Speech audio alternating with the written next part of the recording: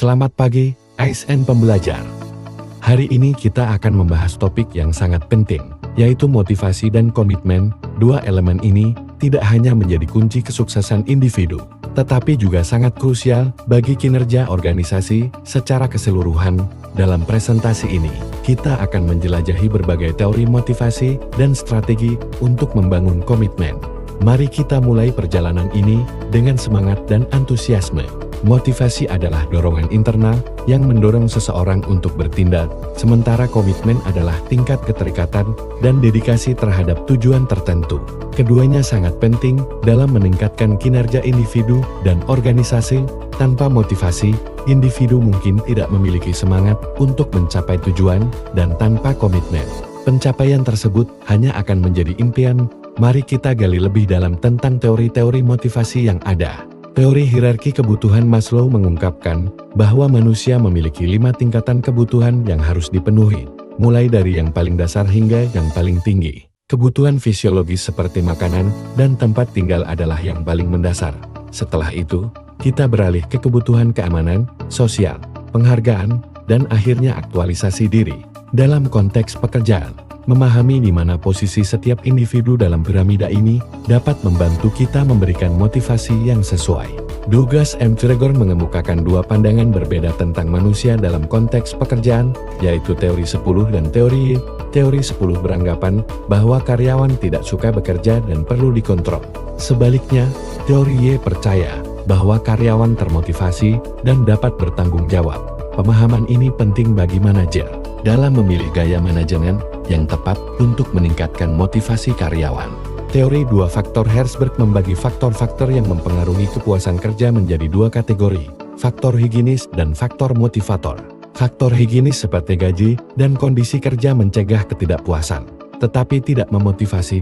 Di sisi lain, faktor motivator seperti pengakuan dan tanggung jawab dapat meningkatkan kepuasan dan motivasi. Memahami perbedaan ini memungkinkan kita untuk menciptakan lingkungan kerja yang lebih memotivasi.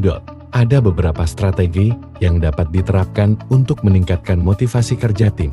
Pertama, menetapkan tujuan yang jelas dan menantang akan membantu tim fokus. Selain itu, umpan balik yang konstruktif sangat penting untuk perkembangan.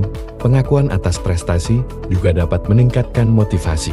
Melibatkan tim dalam pengambilan keputusan dan menciptakan lingkungan kerja yang positif adalah langkah-langkah penting yang tidak boleh diabaikan. Perubahan seringkali menimbulkan penolakan dari individu. Penyebab umum termasuk ketidakpastian dan kehilangan kontrol.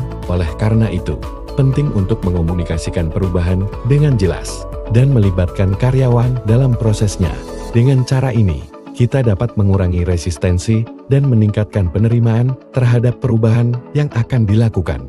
Komitmen adalah kunci untuk mencapai target. Dengan komitmen yang kuat, individu dan tim akan lebih termotivasi dan fokus pada pencapaian tujuan.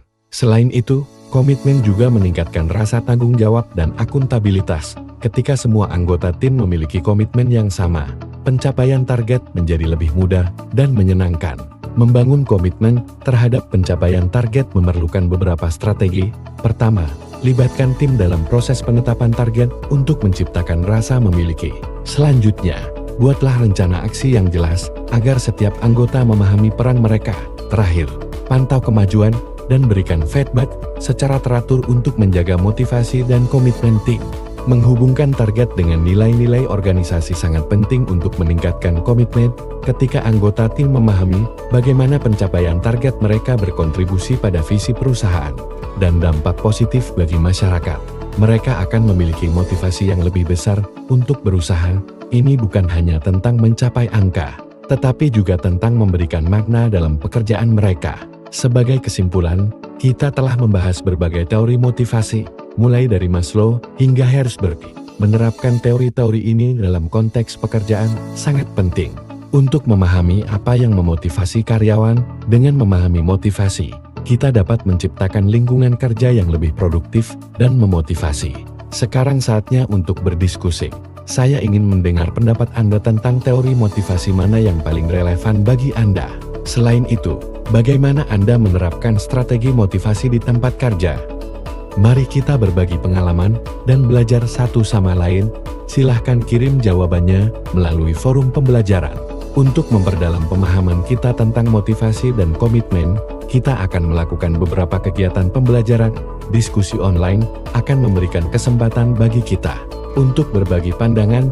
Latihan individu akan membantu kita mengembangkan strategi, dan role playing akan memungkinkan kita untuk mempraktikkan cara membangun komitmen.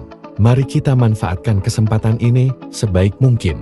Mari kita lihat beberapa contoh nyata penerapan motivasi di tempat kerja. Banyak organisasi yang berhasil meningkatkan kinerja mereka dengan menerapkan teori-teori motivasi secara efektif. Kisah sukses ini menunjukkan bahwa dengan motivasi yang tepat, tidak ada yang tidak mungkin untuk dicapai.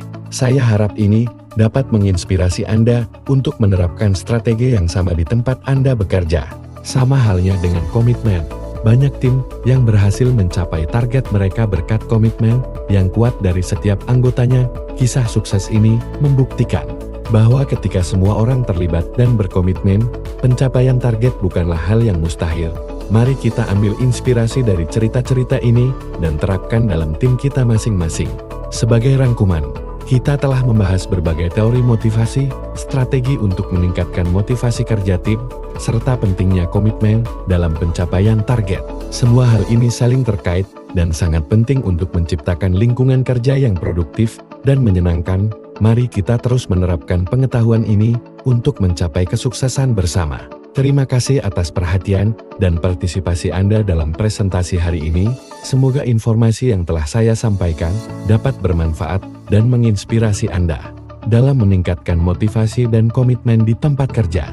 Jika ada pertanyaan lebih lanjut, jangan ragu untuk menghubungi saya. Semangat terus, ASN Pembelajar!